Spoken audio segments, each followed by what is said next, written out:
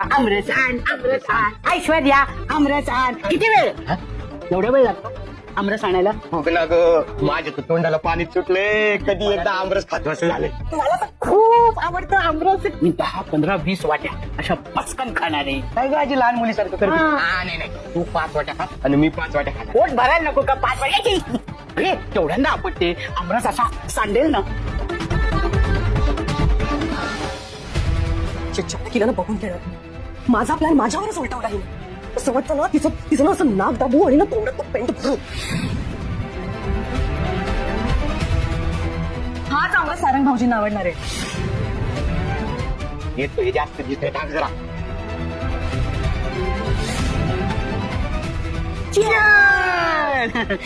आमरस का? अरे काय करताय तुम्ही? तो आमरस नाहीये.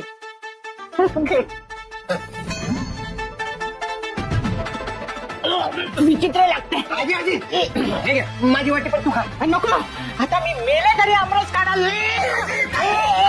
काय होतंय? काय खायला घ्यायची कोण?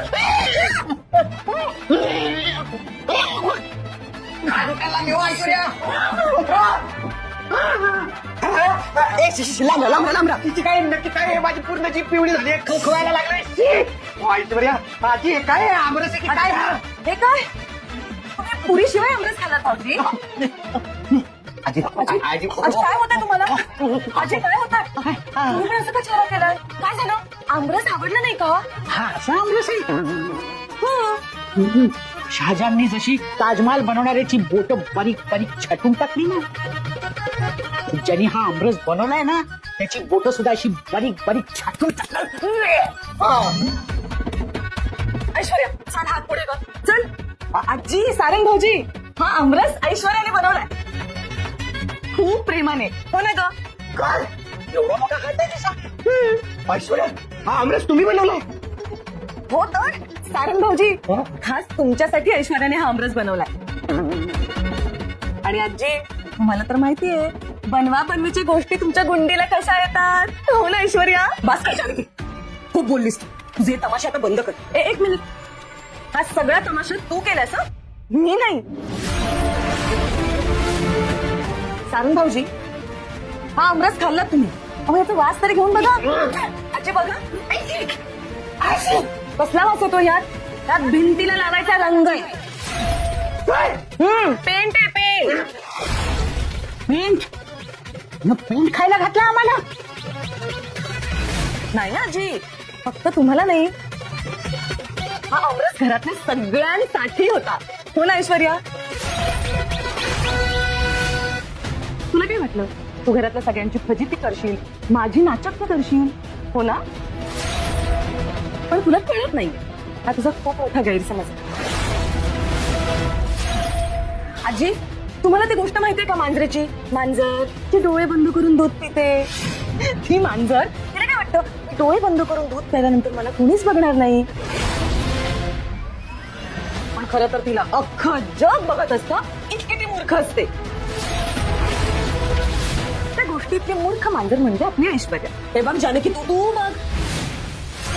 तू तोंडावर कशी पडलीस ते बघ आधी.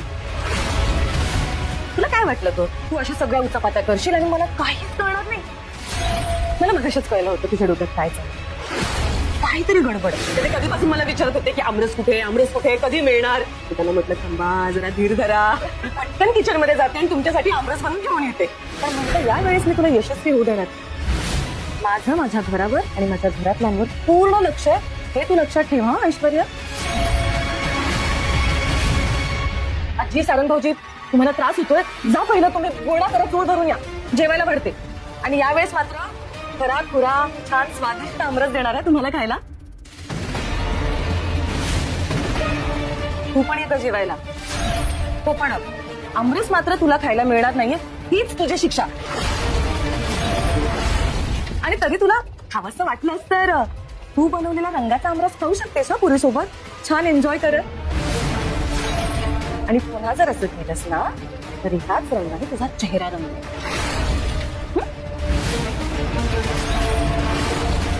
चला आजी सारंग भाऊजी.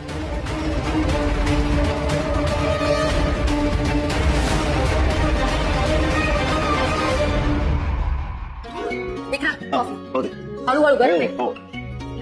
Mystery coffee. थँक्यू. काय आज जेवायला काय पेते?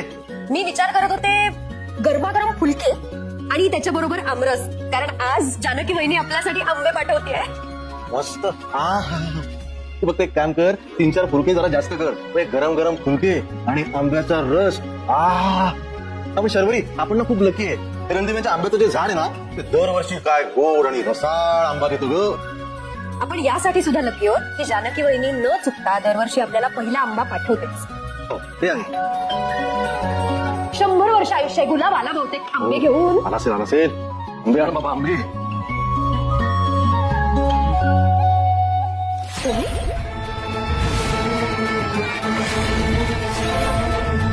अचानक हो, म्हणजे तुझी परवानगी घ्यायची मग मी यायचं? नाही. आई तू आलीस? बस ये. तुझी आई आलीये, जिला आठवड्याच्या आठवड्यात तू फोन करत नाही ना, ती. विसरलं ना माझं बाळ मला? अगं नाही आई, असं कसं विसरेन तुला. नमस्कार करतो. हो, बायको आल्यावर सगळी मुलं आईला विसरतातच.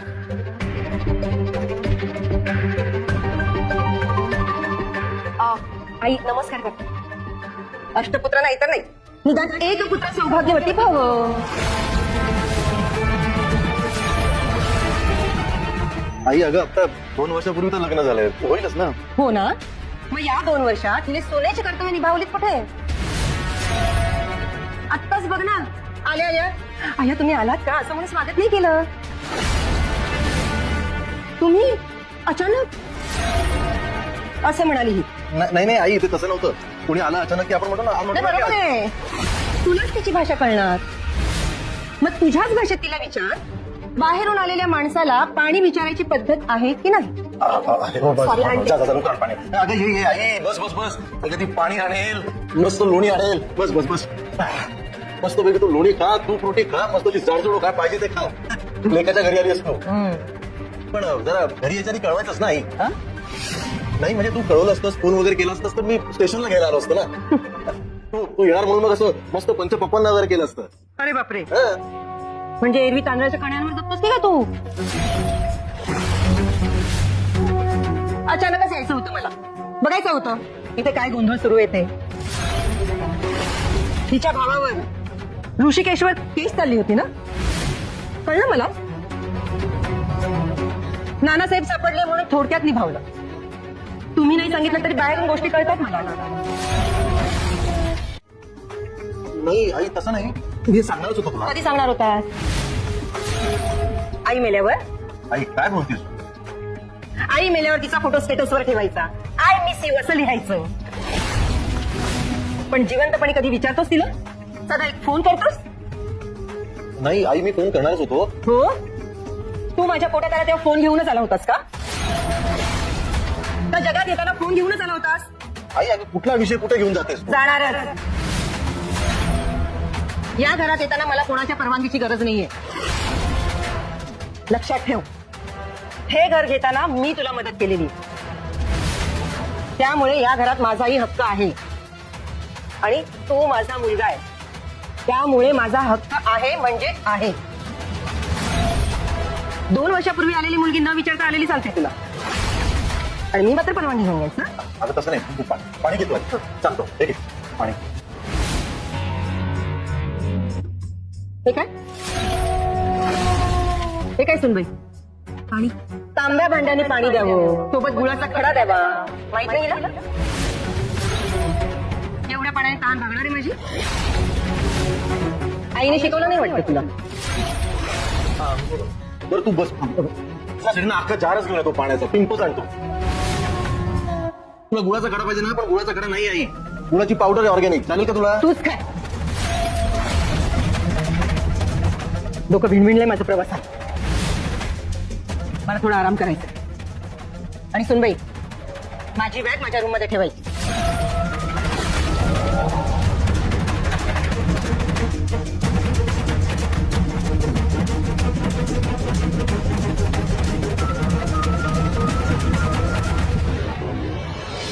आई आणखीन घ्या. वा जानकी 100 पैकी 100 मार्क. थँक्यू आई. आमरस मध्ये साखर पण इतकी परफेक्ट आहे ना आणि पुऱ्या कमाल झाल्यात वगैरे. हो का? कशा झाल्यात पुऱ्या? पुऱ्या कमाल झाल्यात. ओळखा पाहू कोणी केलंय?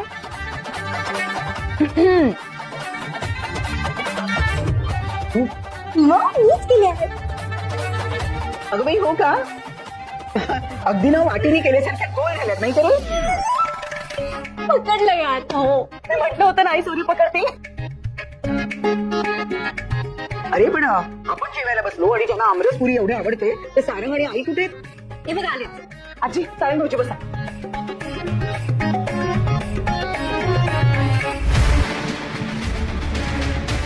काय रे सारंग आई कुठे होता? तुम्हाला आमरस खायचा नाहीये का? काय पाहिलं हो? आई अगं तुझ्या आवाजाला काय झालं? हो ना, हाची तुझा आवाज आजोबांसारखा काय येतोय ग?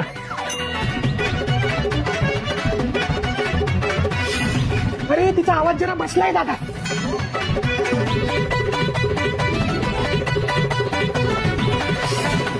भाऊजी, मला वाटतं तुमचाच आवाज बसलाय. हो ना. हा कुठला आवाज काढतोय? नाही नाही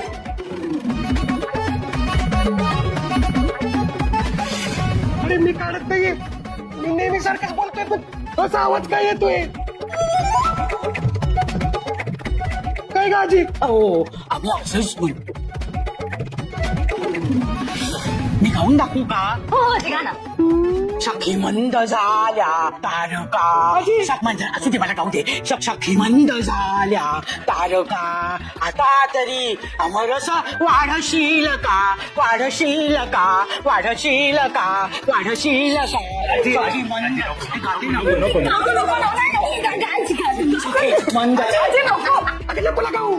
ते गंमत करतायत हसतायत आपल्यावर. तुझ्या टेप रेकॉर्डर मध्ये कॅसेट अडकल्यावर आवाज येतात ना, तिथे का आवाज येतात तुमचे? असे का सफल झालेत आवाज? मित्र दोघं मिळून नेहमीसाठी नौटंकी करत असतील. मी काय नाटकात काम करते का नौटंकी करायला? नाही तर काय त्याला वाटते की आपण नाटक करतोय म्हणून. यानं मस्करी वाटते आजी. बरं बाबा मानलं आम्ही की तुम्ही नाटक नाही करताय पण हा असा आवाज झालाय कशामुळे? आमरस का ए, आम्ही काहीतरी प्यायलो. असं काय प्यायला तुम्ही जेणेकरून तुम्हा दोघांचा आवाज खराब झाला? पिवळं सरबत प्यालो आम्ही. पिवळं सरबत. पिवळा सरबत पिऊन आवाज कसा कवळा झाला? बरं ते काही असो, एकदा बोलून दाखव.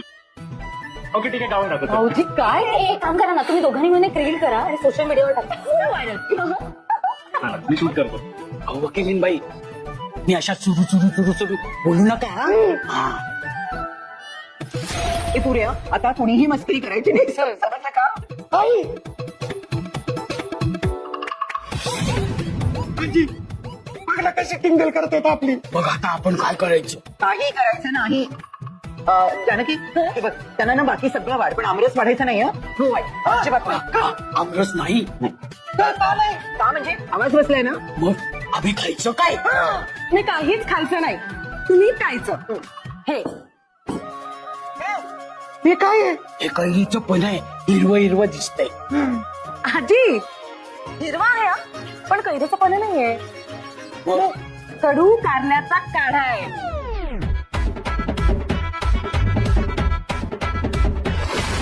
घ्या घ्या हे प्यायला तरच बरं वाटेल नाही तर नको ना. हे प्यायलाच हवंय का? हो प्यायलाच हवंय. मी ते आवाज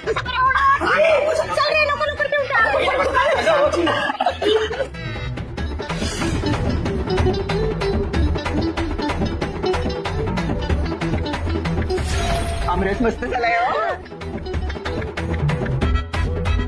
प्यायचा का? मी आता आता काय?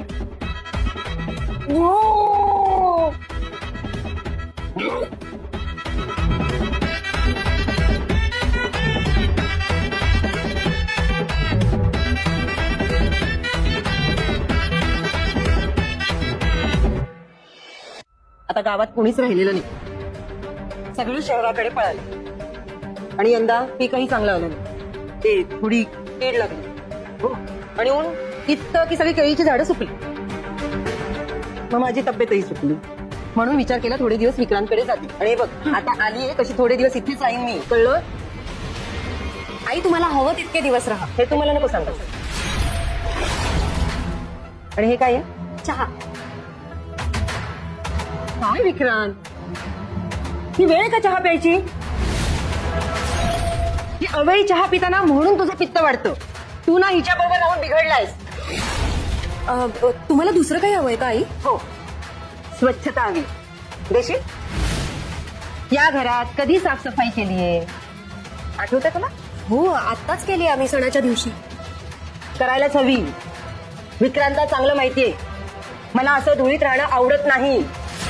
मला घर कसं अगदी टापटीप लागतं. काय ग, तुझ्या माहेरी घर कसं अगदी आरशासारखं स्वच्छ असतं. तुझ्या हाताला का वळण लागलं नाही? हा बरोबर आहे. तिथे जानकी असते ना दिवसभर राबायला. रणदिवेंना सुनांकडनं काम करून घ्यायला जमतं, पण मुलींना शिस्त लावायला जमत नाही. बरोबर ना? आई तुम्हाला जे काही बोलायचं ते माझ्यापर्यंतच ठेवा ना. सारखं माझ्या घरच्यांना कशाला बोलताय? कशाला म्हणजे? आभाळातून पडलीत का तुम्ही मुलं? मी माझ्या विक्रांतला चांगल्या सवयी लावल्यात म्हणून. त्या लावल्या नसत्या ना तर तुझ्या माहेरचे सुद्धा हेच म्हणाले असते. आईने शिकवलं नाही का? इतक्या नाकाला मिरच्या झोंबत असतील तर घरच्यांचे उद्धार होतील असं वागूच नाही ना. आई मी बघते. अरे गुलाब, ये ये. चलताई जानकी वहिनी आंबे दिले आहेत. अरे वा, अगदी आंबे. हे कैरत की आंबे कच्चे आहेत? नाही हो नाही, असं कसं छान पिकलेले आहेत ते. आणि आमच्याच्यावर काही करायचं कच्चे आंबे कसं पाठवणार ना.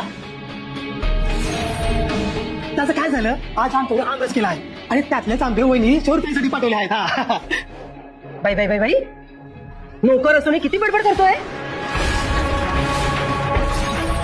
रणदिव्यांनी सगळ्यांनाच भलतीच सूट देऊन ठेवली. एकालाही वळण नाहीये. आई आई काय आई, मी बोलते म्हणून तोंड दिसतं. तुझ्या लग्नात तुझ्या दोन्ही मावशांना जरीची नारायणपेठ दिली होती आणि आत्याला बनारसी. आता हे कसं दिसतं? ननुताई आणि शपथाई अजूनही त्यावरून मला सुरवतं. तेव्हाच कळलं होतं की रणदिवेंना काही रीतीभाती नाहीयेत म्हणून. आता हेच बघ ना, मुलीच्या सासरे काही पाठवायचं असेल तर त्या नोकराच्या हातून पाठवायचं नसतं. हे आपणच सांगायचं त्यांना ना.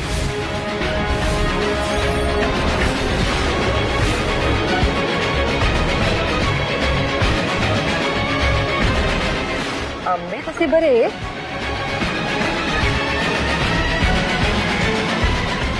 हे दोन जरा सडके.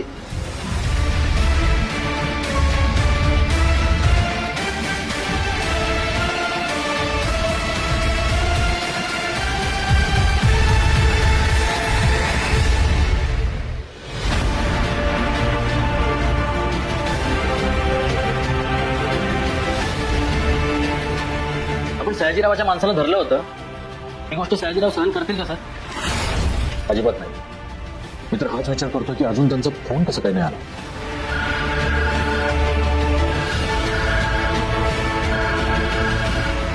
देशमुख, अजून 100 वर्ष काही होणार नाहीये या माणसाला. शेवटी त्यांना कळलंच. कळलं? मी तर वाटच बघतो की सयाजीराव रागाच्या भरात खरं कधी बोलतील. बोला. तुला काय बोला, काही नाही पैलवान. लय हिंमत वाटली काय तुझी? हिंमत तर माझ्यात आधीपासूनच आहे सयाजीराव. ती तुमच्यापेक्षा 10 पटीने जास्त. कदाचित आज तुम्हाला त्याची धग जरा जास्तच पोहोचली आहे. आणि असं पाठीवर वार करून काय बोलतोय? हिंमत असेल तर सरळ माझ्या मोर ये. काय विचारायचं ते मला विचार. माझ्या माणसांची चौकशी करून काय बी उपयोग नाही. तुझ्या आधी काय बी लागायचं नाही. कळलं की नाही? माझ्या हाती काय लागेल, कोण लागेल हे लवकरच कळेल बॉस. आणि कोणी केलं हेही सिद्ध होईल. हे जे काय सिद्ध व्हायचं ते कोर्टात झालंय. कळलं का? उगाच आमच्या नादाला लागू नको. भागात पडल. स्वस्त काय आवडतच नाही मला सयाजीराव. तुम्ही आता बघाच मी काय करतोय ते. काय करशील? सत्य शोधेल. सयाजीराव, तुम्हाला कितीही लपवायचं तेवढे लपवा. आणि एक ना एक दिवस मी सत्य शोधूनच काढेल.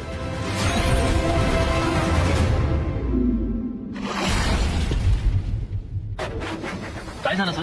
काय नाही, त्याच्या शेपटीवर पाय दिल्याबरोबर त्याने फणा काढला. आता तर माझी खात्री पटली की याच्या मागे सयाजीरावच असणार आहे.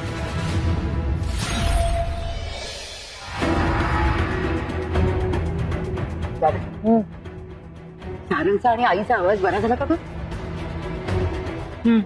तसा बऱ्यापैकी बरा आहे. ते कडू काढा दिलाय ना, त्यामुळे जरा बरं वाटतं त्यांना. मला ना ऐश्वर्याचा इतका राग आलाय, असं वाटतं की तो कडू काढा ना तिच्या घशात होत्याला, नाहीतर तिने केलेला तो आमरस तो तिच्या घशात होत्याला हवा. हो हो, किमतींना पण का नसतात. कंटाळा आलाय मला त्या ऐश्वर्याचा. आणि सगळ्यात जास्त राग येतो मला आईचा. मी तिची मदत करते. आई हे सगळं त्या सारंग भाऊजींसाठी करतात. त्यांचा लाडका गुंडा आहे ना, त्यांना जेव्हा कळेल की ऐश्वर्या काय काय करते तेव्हा त्यांचे डोळे उघडते. देव करू आणि लवकर त्याचे डोळे उघडू. या ऐश्वर्याशी बोलण्याचा काही अर्थच नाहीये. तिला जरा काही सांगायला गेलं की ती तिचं रडगाणं सुरू करते. कसं वागायचं तिच्याशी तेच कळत नाही मला. काय गं? गुलाब कुठे आहे? नाही म्हणजे जेवायलाही नव्हता तो. मीच त्यांना पाठवलाय शर्वरी वंशांना आंबे द्यायला. घ्या आलेच, 100 वर्ष आयुष्य आहे. दिले ना आंबे? होय, गोड आंबे देऊन आलो, पण त्याच्या बदल्यात तिखट मिरच्या खाऊन आलो. म्हणजे शरूने तुला मिरच्या खायला घातल्या? नाही आई साहेब, शिवताई कशा पाय मला मिरच्या खाऊ घालतात. त्या आहेत ना त्यांच्या मोठ्या सासूबाई, त्या आल्या आहेत. अगं बाई, शरूच्या सासूबाई मालतीतही इथे आल्या? होय, अरे तुम्हाला तर माहितच आहे त्यांचं बोलणं. हो, एक एक वाक्य मागे एक एक मिरची चावून खाली गत वाटते बघा. नुसतं तिखट. गुलाब दादा काय झालंय? त्या तुम्हाला काय बोलल्या का? ते शर्वरी वंशांना काय बोलल्या? वाद नाही ना झाले घरात? काय झालंय का? अहो बोललेत ना, अहो आंब्यापासून थेट कुईपर्यंत जाऊन पोहोचल्या. म्हणजे काय झालं आई साहेब? वैल साहेब मला म्हणलं की आंबे नेऊन दे म्हणून, तर मी गेलो आंबे द्यायला. कैरेत की आंबे कच्चे? रणदीप यांनी सगळ्यांनाच भलतीच सोड ठेवून ठेवली. एकालाही वळण नाहीये. मुलीच्या सासरी काही पाठवायचं असेल तर ते नोकराच्या हातून पाठवायचं नसतं. हे आपणच सांगायचं त्यांना.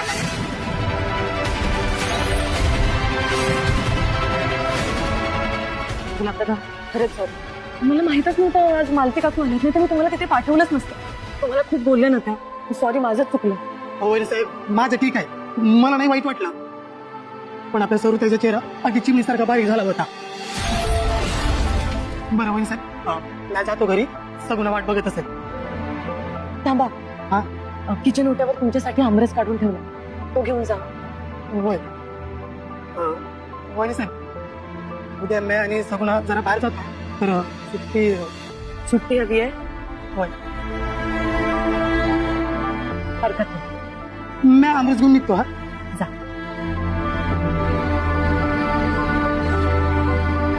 मालती काकू आल्यात, शर्वरी वंशांची फोनवर बोलले तेव्हा काहीच म्हणाले नाहीत.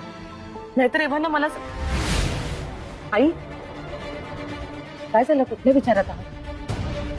गुलाब म्हणाला ना ते बरोबरच आहे. त्या मालती ते तापट स्वभावाचे आहेत. 4 चौघात काय बोलावं याचं त्यांना भानच नसतं. तुला शरूच्या मंगळागौरीचा दिवस आठवतो ना? कुणीतरी चुकून त्याला प्रसाद आधी दिला आणि ते इथून नंतर दिलं. बाप रे, केवढा गोंधळ घातला होता त्यांनी. हो ना आई, तुमच्या सगळ्या मैत्रिणी शेजार पाजारचे आपले नातेवाईक विचारत होते, ह्या कोण तुमच्या, ह्या कोण तुमच्या. मलाच कसं तरी झालं. मला ना काळजीच वाटते शरूची. तर मालती त्यांचा किती दिवस मुक्कामे कोण जाणे.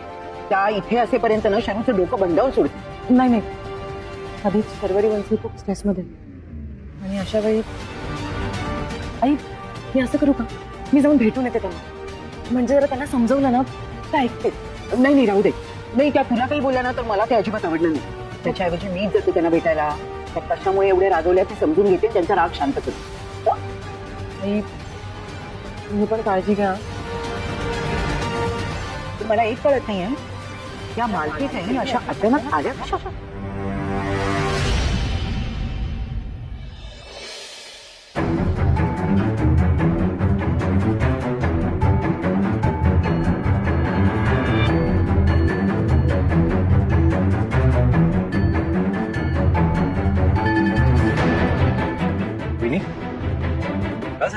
एवढ्या टेन्शन मध्ये काय असतं?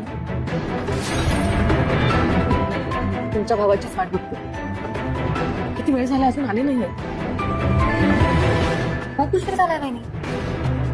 आता अजून कसे नाही आले? तेच तर तू फोन ट्राय केलास ना त्याला? बऱ्याचदा फोन ट्राय केले. माझा फोनच उचलत नाहीये, कट करताय. माझ्यावर अजूनही चिडते. मला भीती वाटते हो. रागाच्या भरात त्यांनी काही करायला नको.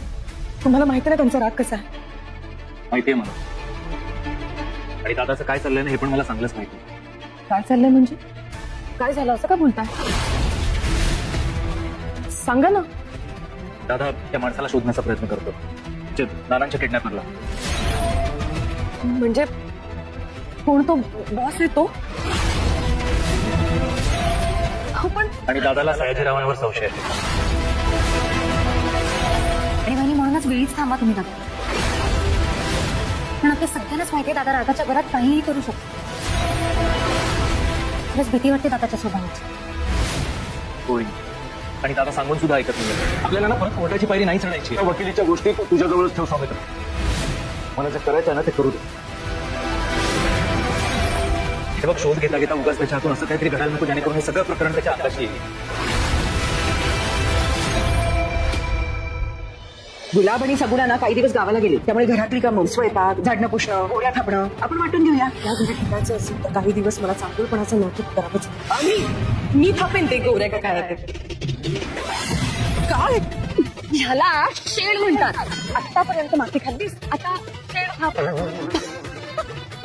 ही तर फक्त सुरुवात आहे. रणजितांच्या घरात तुमचं नाटक. नमस्कार। विजयनगर में गंगू नाम का व्यक्ति रहते था।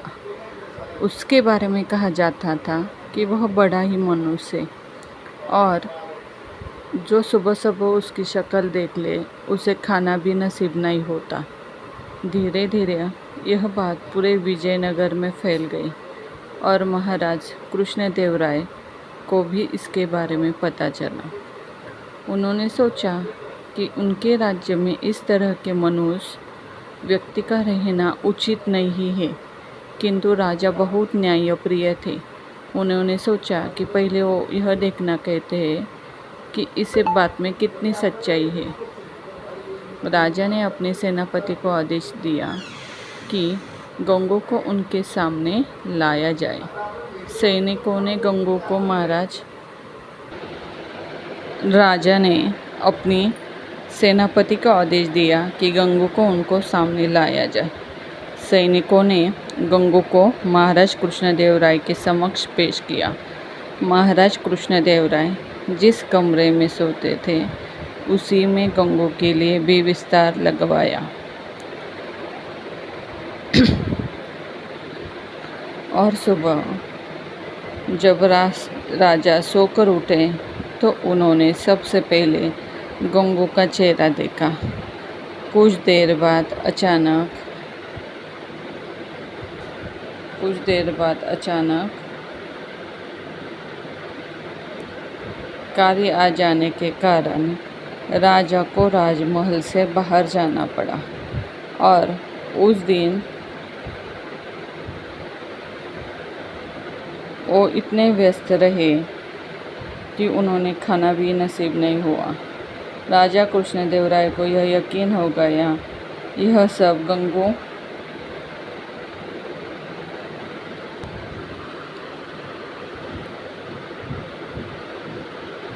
सब गंगू का चेहरा देखने के कारण हुआ है। राजा ने सोचा जब इस व्यक्ति के कारण मुझे भोजन नसीब नहीं हुआ तो शहर के दूसरे लोगों के साथ क्या होता होगा।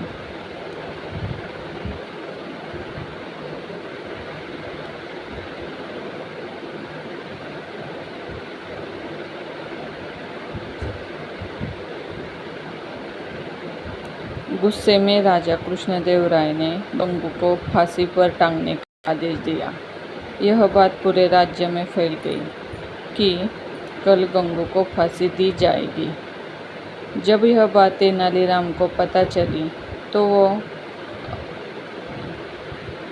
सारा माजरा समझ गए और तत्काल गंगू के पास पहुँचे। तेनालीराम को देखकर गंगू रोने लगा और तेनालीराम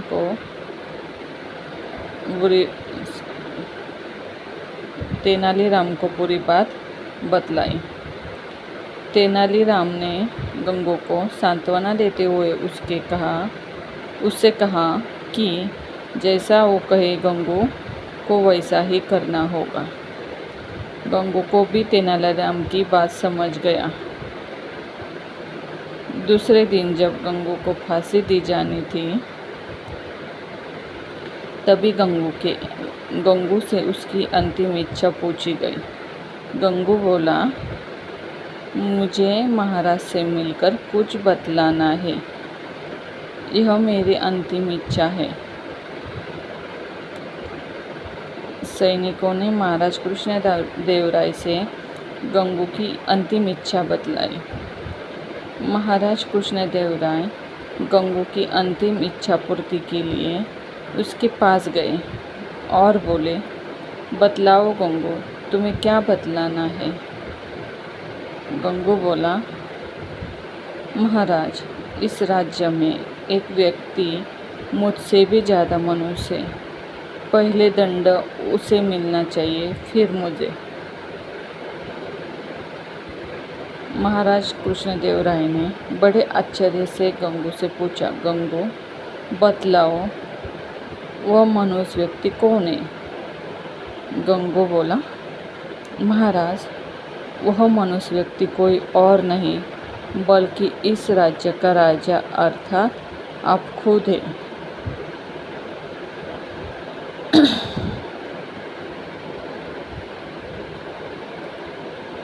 यह सुनकर महाराज कृष्णदेवराय अत्यधिक क्रोधित हुए और बोले, जानते हो गंगू, तुम क्या बोल रहे हो?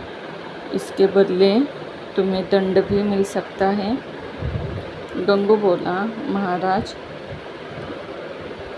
मुझे मृत्यु दंड से बड़ा कोई दंड हो सकता है क्या? यह तो आप मुझे दे ही चुके हैं। कृपया आप मेरी विनती सुन लें। इसके बाद आप जो भी दंड करेंगे या देंगे वह मुझे आनंद से स्वीकार होगा। यह सुनकर महाराज का क्रोध कुछ शांत हुआ और बोले, तुम्हें जो कहना है कहो। गंगू बोला, महाराज, कल सुबह जब आपने मेरा चेहरा देखा तब आपको दिन भर भोजन नहीं मिला। तब आपने मुझे मनहूस समझकर मृत्युदंड दे दिया। ठीक उसी समय कल सुबह मैंने भी आपका चेहरा देखा था और मुझे फांसी की सज़ा मिल गई। मतलब आप मुझसे भी ज़्यादा मनुष्य हुए। महाराज कृष्णदेवराय को पूरी बात समझ आ गई। उन्होंने अपने निर्णय पर पछतावा हो रहा था। उन्होंने तत्काल गंगू की फांसी की सज़ा माफ़ कर दी। गंगू को अपने पास बुलाकर पूछा, गंगू, यह विचार तुम्हारे मन में कैसे आया? गंगू बोला, मुझे तेनालीराम ने यह सब करने की सलाह दी थी। महाराज कृष्णदेवराय ने गंगू को बहुत सारा धन देकर विदा किया और तेनालीराम को बुलाकर उसका धन्यवाद दिया कि उनके कारण एक निर्दोष की जान बच गई और महाराज के हाथ से एक बहुत बड़ा पाप होने से बचा।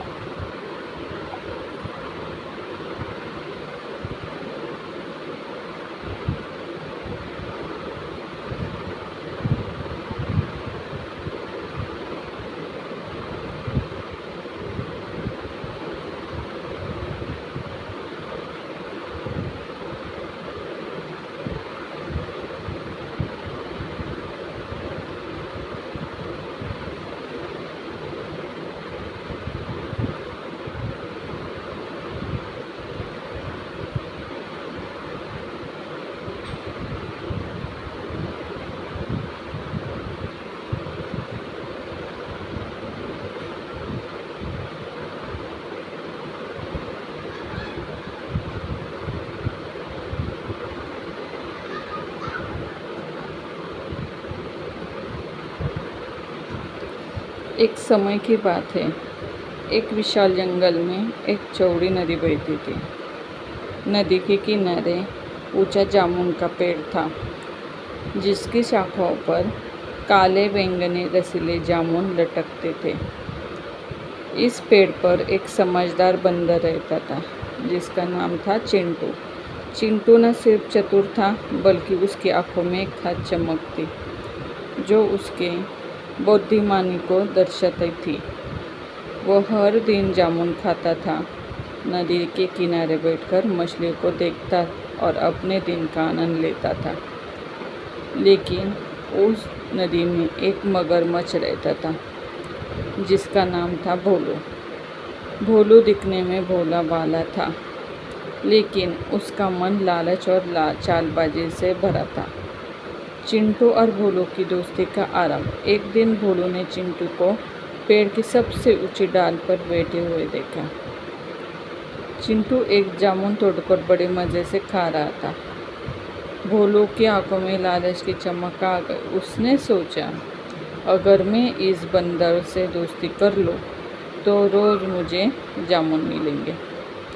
उसने चिंटू को आवाज़ लगाई, ए बंदर भाई, तुम्हारा नाम क्या है? मैं तुम्हारा दोस्त बनना चाहता हूँ। चिंटू ने नीचे देखा और हंसते हुए कहा, मेरा नाम चिंटू हो और तुम कौन हो? नदी के राजा। भोलू ने मुस्कुराते हुए जवाब दिया, मैं भोलू हूँ, इस नदी का मगरमच्छ। चलो दोस्ती करते हैं। तुम मुझे जामुन दो और मैं तुम्हें नदी के उस पार की सैर कराऊंगा। चिंटू को भोलू की बातों में कुछ शक हुआ। उसने सोचा, यह पंचतंत्र की कहानी जैसा लग रहा है, जहाँ चालाकी और धोखा छिपा होता है। फिर भी उसने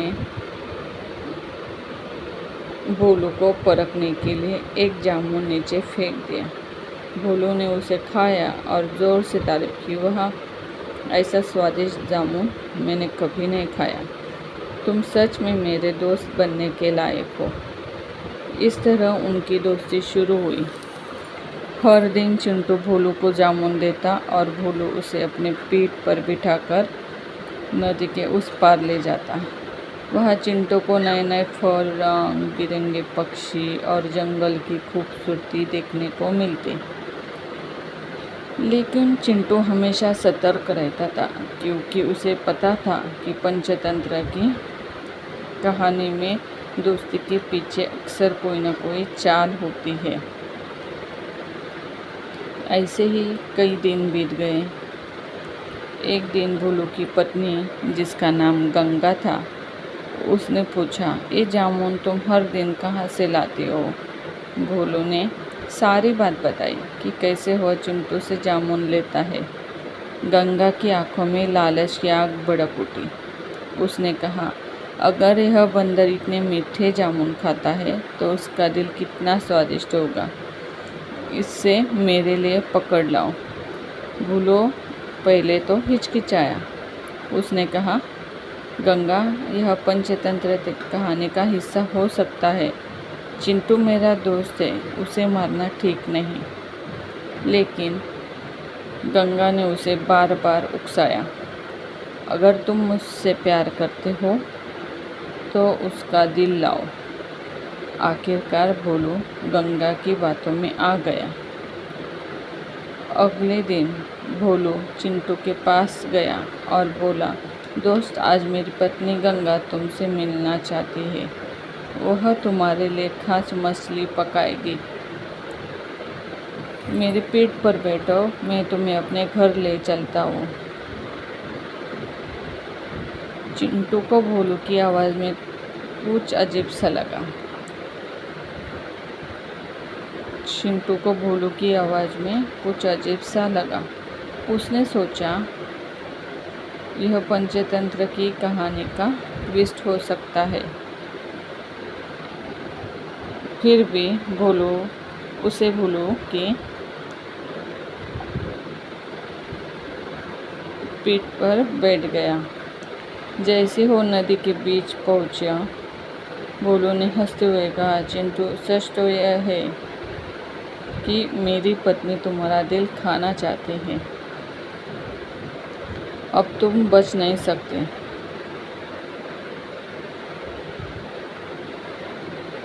यह सुनकर चिंटू के होश उड़ गए।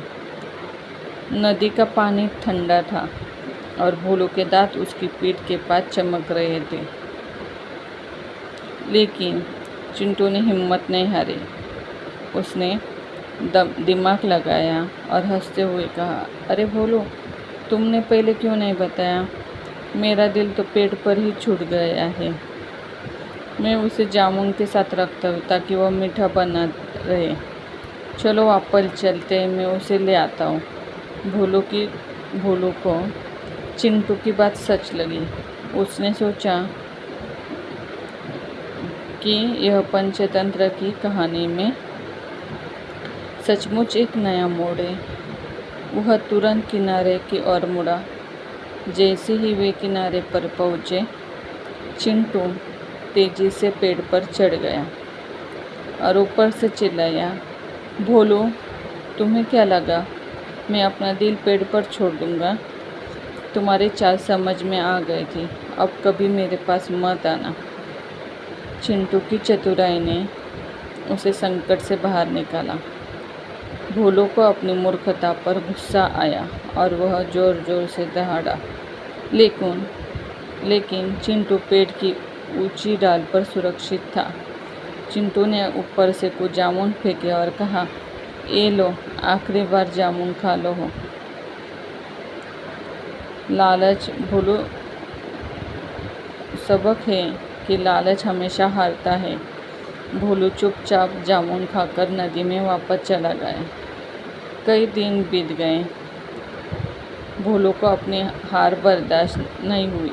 उसने सोचा, कहानी अभी ख़त्म नहीं हुई। मैं चिंटू को फिर से फंसाऊंगा।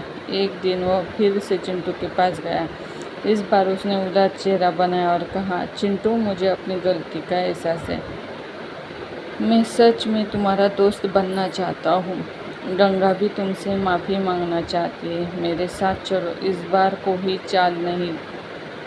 चिंटू ने भोलू की बात सुनी, लेकिन उसका भरोसा अब पूरी तरह टूट चुका था। उसने कहा, कहानी हमें सिखाती है कि धोखे की दोस्ती कभी सच नहीं होती। तुमने एक बार मुझे धोखा देने की कोशिश की, अब दूसरी बार मौका नहीं दूंगा।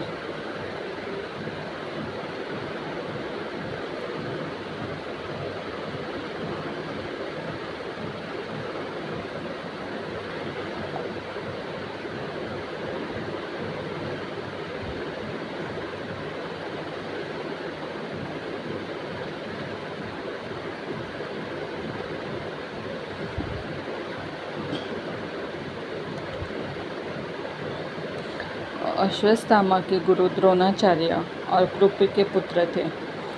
उनका जन्म एक ब्राह्मण परिवार में हुआ, लेकिन उनकी पहचान एक शक्तिशाली योद्धा के रूप में बनी। महाभारत के कुरुक्षेत्र युद्ध में उन्होंने कौरवों की ओर से लड़ते हुए अपनी वीरता दिखाई। लेकिन जब पांडवों ने छल से उनके पिता द्रोण की हत्या की, तो अश्वत्थामा के मन में बदले की आग भड़क गई। युद्ध के अंतिम दिनों में उन्होंने रात के अंधेरों में पांडवों के शिविर पर हमला किया और द्रौपदी के 5 पुत्रों उप पांडवों की हत्या कर दी। इस क्रूर कृत्य से भगवान कृष्ण क्रोधित हो गए। उन्होंने अश्वत्थामा को शाप दिया कि वह अमर तो रहेगा, लेकिन उसे अनंत काल तक असह्य पीड़ा सहनी पड़ेगी। श्री कृष्ण ने उसे माथे की मणि छीन ली, जिसके कारण उसका घाव कभी नहीं भरता। कहते हैं अश्वत्थामा आज भी जंगलों और सुनसान स्थानों में भटकते हैं। 7 चिरंजीवियों में उनकी कहानी साहस और नैतिक पतन के बीच की एक महेंद्रता को दर्शाती है। राजा बलि असुरों के महान राजा थे, जो अपनी उदारता और धर्मनिष्ठा के लिए प्रसिद्ध थे। वे प्रहलाद के पौत्र और विरोचन के पुत्र थे। उनके शासन में असुरों की समृद्धि अपने चरम में थी। उनकी कीर्ति इतनी फैली थी कि भगवान विष्णु को वामन अवतार ले आना पड़ा। वामन ने बलि से 3 पग भूमि मांगी। बलि ने बिना हिचक स्वीकार कर लिया। वामन ने अपने विराट रूप में 2 पग में स्वर्ग और पृथ्वी नाप ली। तीसरे पग के लिए बलि ने अपना सिर आगे कर दिया। बलि की निष्ठा से प्रसन्न होकर विष्णु ने उन्हें पाताल लोक का राजा बनाया और अमरता का वरदान दिया।